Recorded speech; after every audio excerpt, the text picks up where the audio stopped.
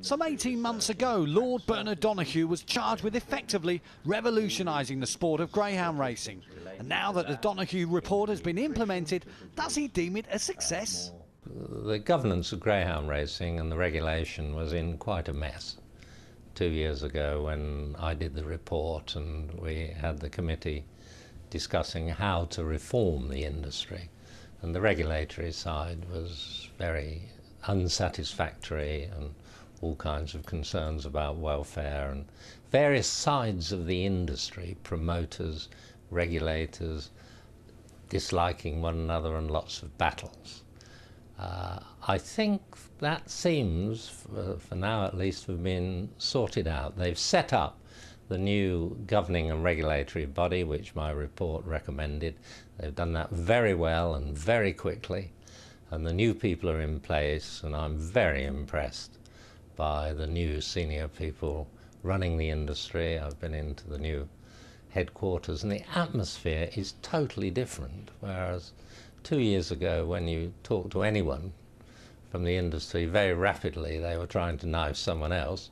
Now there seems to be much more harmony and much more commitment to go forward and make this wonderful sport, and it is a wonderful sport, more successful. And so I'm very pleased, feel very satisfied with what has happened.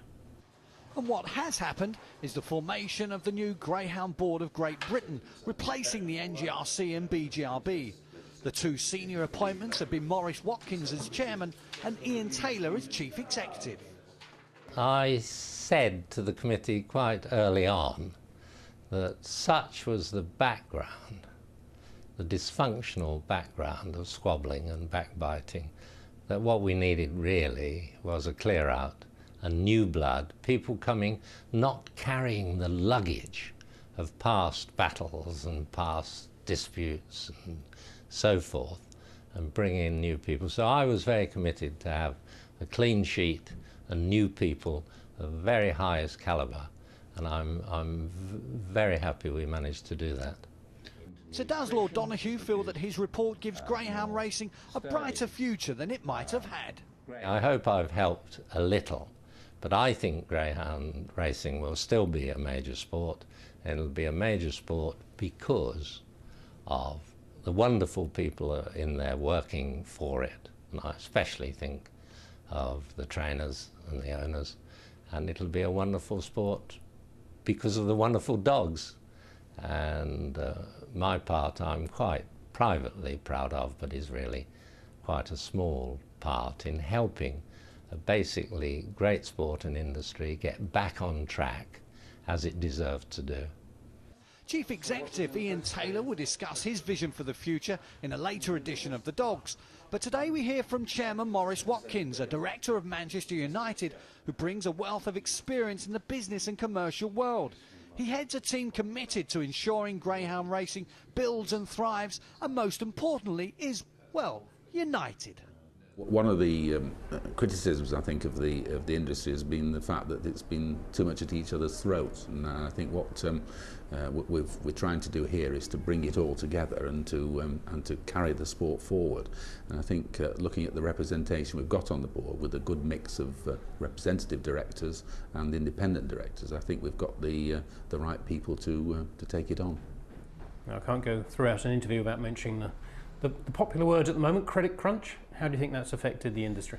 Well, I think we are hearing that things are difficult, but you know, from my experience of going to the event, people are still there. It's a good form of entertainment. We've got some good opportunities for people to benefit from the sport, but it's going to be difficult. I think the tracks are finding it's a bit of a pinch, but I'm sure we're going to get through it. Do you think more money should be paid towards prize money for owners and trainers? Well, I think this is one of the matters we've got to consider, and as you mentioned, a credit crunch. We have to see what we've got and make sure we apply it appropriately. Of course, you're famously associated with Manchester United, a company that pays its stars millions of pounds a year to perform.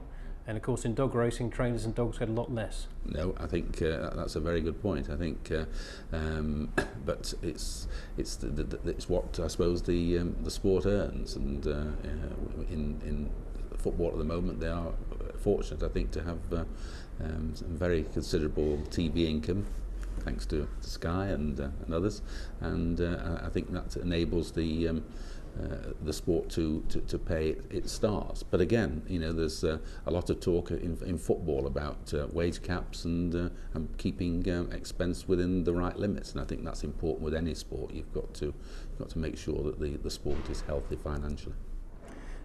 Perhaps the biggest problem for greyhound racing over the last 20, 30, maybe even 40, 50 years since it started was the fact that the tracks are owned by different businesses, and here's one controlling body trying to pull all those people in the same direction, and that's never worked before. How confident are you it can work now? Well, I think it will work. I don't think the Greyhound Board of Great Britain's interests are necessarily different from its constituent parts. I think what we've had is probably two different factions, perhaps not getting on very well with each other historically, and that's one of the reasons why we've had Donoughue. But I'm hoping what we've got here with the with everybody represented within this body and doing its best for greyhound racing. It's got balance, and our objective is to do our best for the sport and to take it forward. Final question, Maurice. How committed are you to making this work? Very committed. I'd hate to have taken this job on and not done my best. And I've got a lot of involvement in different sports. I love sport. I work in sport, and I want to make this a success.